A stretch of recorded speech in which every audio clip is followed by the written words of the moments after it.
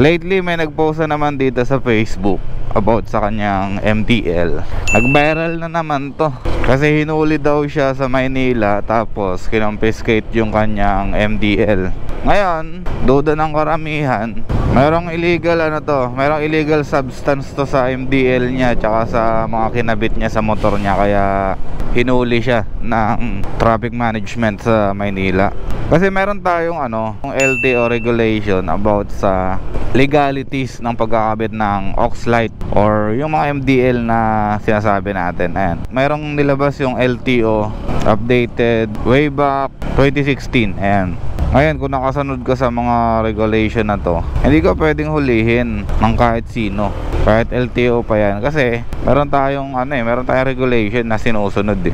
So mapa LTO man yan, MMDA, Local Traffic Management Unit, hindi tayo pwede hulihin kasi meron tayong mga sinusunod. Eto, tingnan natin yung part nung LTO memorandum way back March 15, 2016. So ito pa yung pinaka-updated na memorandum about sa paglalagay ng MDL sa motorcycle. Ito, basahin natin. LTO memorandum issued on March 15, 2016. Ayan, is to outline the rules and regulation concerning the use of motorcycle lights in the Philippines. This regulation aimed to ensure the safety of motorcycle riders and other road user by specifying requirements for different types of light and their proper usage. Okay, so ito yung key regulation for motorcycle. Okay, the rest iwanan na natin. Diretso na tayo dun sa MDL. Okay, diretso na tayo dito sa number 8. Ito yung auxiliary headlamps. So ito yung mga tinatawag natin na auxiliary light, MDL, ayan, laser gun, yung mga ganyan. Basta yung mga extra na ilaw, yan na yun. Ngayon, etong number 8 na to, ito yung kailangan nating sundin kapag mag-i-install tayo ng mga MDL, auxiliary light, or kahit ano pa man na additional na ilaw. Ngayon, sa case nito nag-post na to sa Facebook, hindi natin sigurado yung kanyang kwento. Kasi meron siyang post, meron siyang video, meron siyang photo, kaya lang hindi malinaw. Yung kanyang post ay 4 seconds na video, merong 8 seconds na video, tapos yung kanyang mga picture, parang hindi rin tayo sigurado. Hindi tayo sigurado kung totoo ba yung sinasabi nitong tao na to. Pero para sa kalinawan ng lahat, meron tayong regulation na sinusunod. Okay, sundin lang natin to. Huwag tayong mag-alala, hindi tayo hulihin ng kahit sino, basta sinusunod natin lahat to. Okay, balik tayo dito sa memorandum ng LTO March 15, 2016. Number 8, auxiliary headlamp.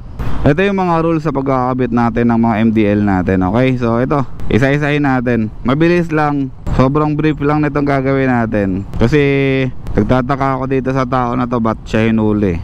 Pero tingin ko talaga meron siyang illegal substance dito sa MDL niya. Okay, aux light should be wired independently and have separate switches. Okay, ibig sabihin kailangan hindi siya naka-integrate sa stock wiring ng motor. Kailangan meron siyang hiwalay na switch kagaya nito. Kagaya nito, meron siyang hiwalay na switch. Tapos yung wiring niya dapat nakahiwalay. So ibig sabihin dapat merong sariling wiring, may sariling harness yung MDL natin para masunod natin to. Pangalawa, should be directed downward but not towards to the left side of the vehicle.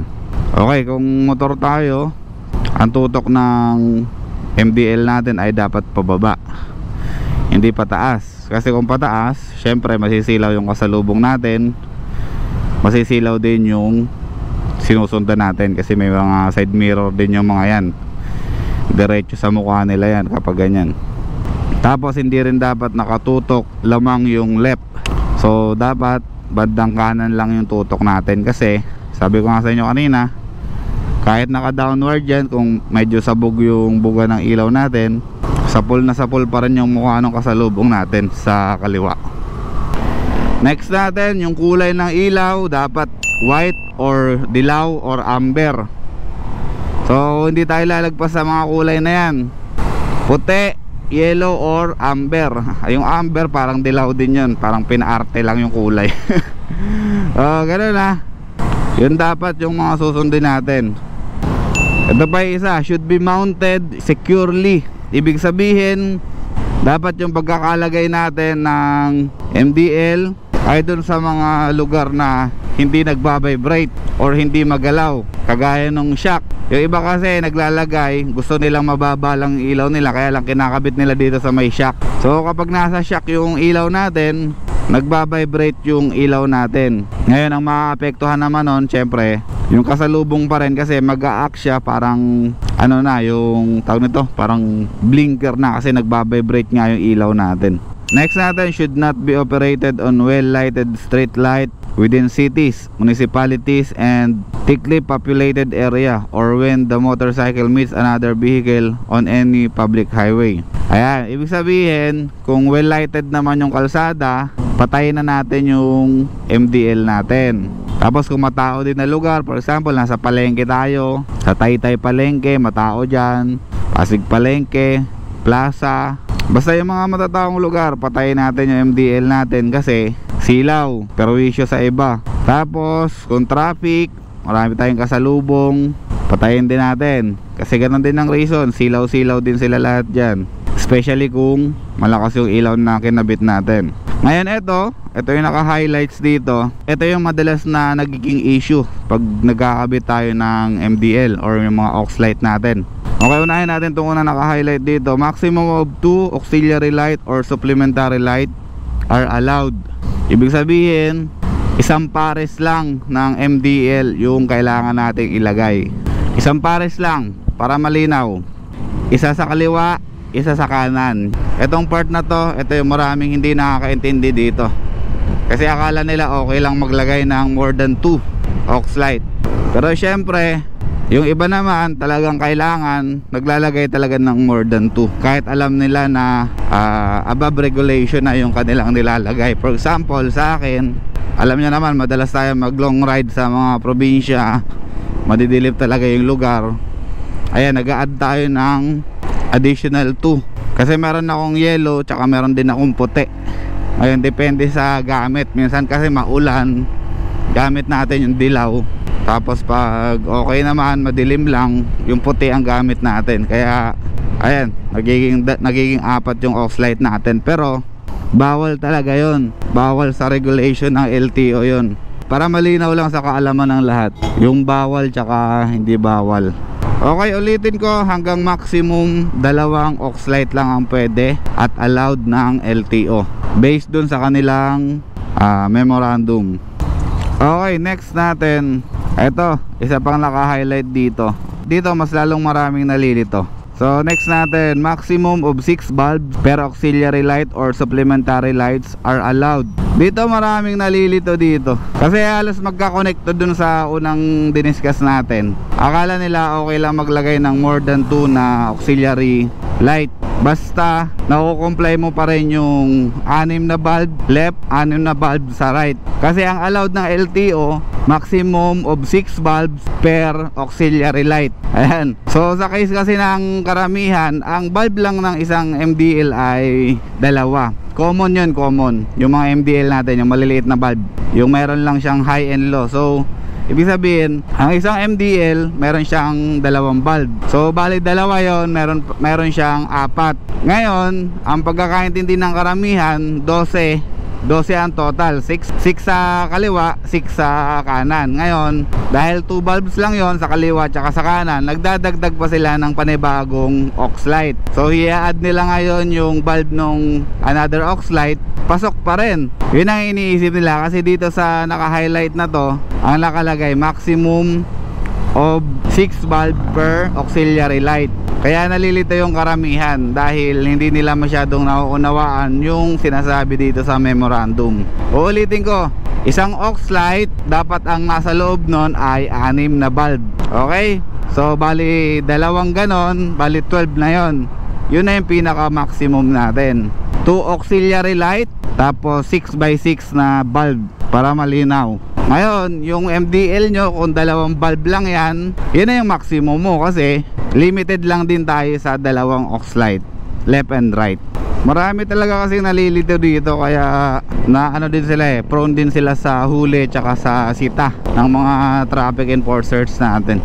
Itong susunod natin, hindi naman to masyadong sinisita. Basta ang importante, nakatutok lang tayo downward. Yun lang yun. Kasi nakalagay dito, deviation of optics axis direction should be at least 20 centimeters downward at 10 meters forward.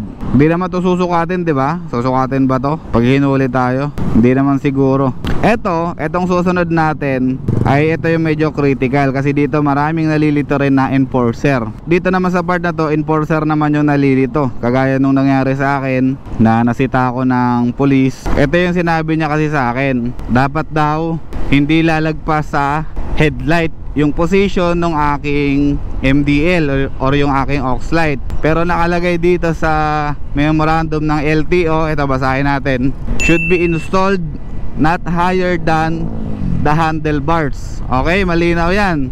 Ulitin ko, should be installed not higher than handlebar. Saan ba yung handlebar natin? Ito yung handlebar natin. Hindi headlight ang pinag-uusapan dito ha. Kung mas mataas sa headlight yung MDL ninyo, kung mas mataas sa headlight yung pagkaka-install nyo, based sa memorandum ng LTO, legal yun. Wala tayong problema doon. Magkakaroon tayo ng problema kapag nandito yung MDL mo or aux light mo nandito, kasi mas mataas na siya sa handlebar. Ano pa ba nakasulat dito? Ayan, kumpletuhin natin. Should be installed not higher than the handlebars of the motorcycle or scooter. So yun yung kompleto nakasulat dito. Kasi ako personally, nasita rin ako ng police. Dito, ito, yung mga police dito sa lugar na to, nasita ako nyan. Kasi yung aux light ko medyo ano yun, maliwanag talaga. Parang hambugan niya kasi parang sabog. So parang nasilaw yata sila, eh sinita ako. Tapos dapat daw hindi siya lalagpas or hindi siya aangat sa pwesto ng headlight natin. Ngayon may nakausap akong isang police na customer namin. Tinatanong ko siya kung meron bang ibang memorandum or ibang regulation yung PNP about dito sa positioning ng ilaw. Ngayon ang nakita niyang regulation or nakita niyang memorandum ay ito pa rin, yung issued nung March 15, 2016. So ibig sabihin, wala pa tayong bagong memorandum as of now. Wala pa akong alam sa pagkakabit ng aux light. Wala pa akong alam na ibang lumabas or ibang na-release ng LTO kung ano yung mga standard na susundin natin about sa pagkakabit nitong ilaw na to. Ulitin natin, should be installed not higher than the handlebars of the motorcycle or scooter. Malinaw na malinaw yun dito. Pero meron pang iba. Meron pang iba, yung pinaka talagang papel. Meron akong papel nun. Yung talagang yun yung nakasulat dun sa papel na yun. Yung pinaka memorandum mismo. Ito kasi ano na lang to, parang copy na lang to. Kaya dito natin siya binabasa. Okay, yung last natin, cannot be used as replacement for the headlamp. Ibig sabihin, kung sira yung headlight natin, hindi natin siya pwedeng gamitin na replacement sa headlight. Ibig sabihin, sira headlight mo, ang gagawin mo, bubuksan mo na lang yung MDL mo buong biyahe mo kasi wala kang headlight eh. Ang sinasabi lang dito, kung sira yung headlight mo, possible na mahuli ka pa rin kahit sabihin mong bukas yung MDL mo.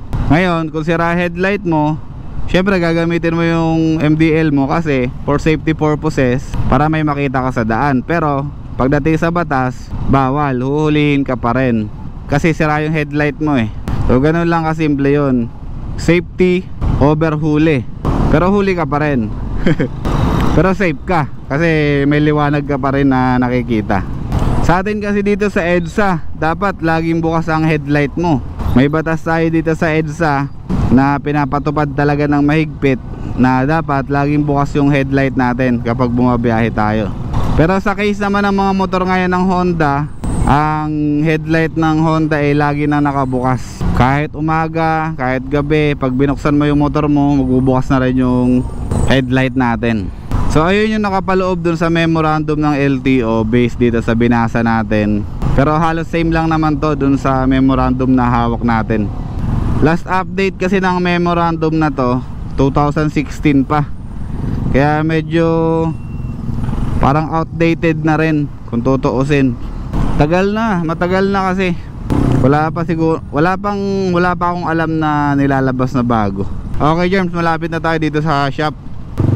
Tapusin na natin yung vlog natin ngayong umaga.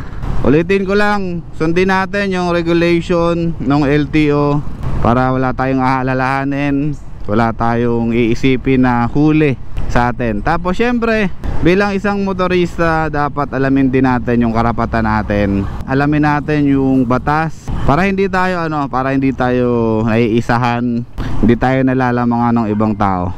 Kasi pag may alam ka rin sa batas, may alam ka sa regulation, alam mo yung ilalaban mo, alam mo yung sinasabi mo, alam mo kung paano mo ipagtatanggol yung sarili mo, di ba? Basa-basa tayo ng mga regulation before tayo magpa-install. Alamin natin yung legal at illegal para alam natin yung i-expect natin kapag naka-encounter tayo ng mga huli-huli. Alam natin kung ano yung tama dun sa nilagay natin, alam natin kung ano yung mali dun sa nilagay natin, para syempre maayos yung pag-uusap between enforcer tsaka yung rider. Okay, so yun lang, Germs. Maraming salamat. Ride safe. Out.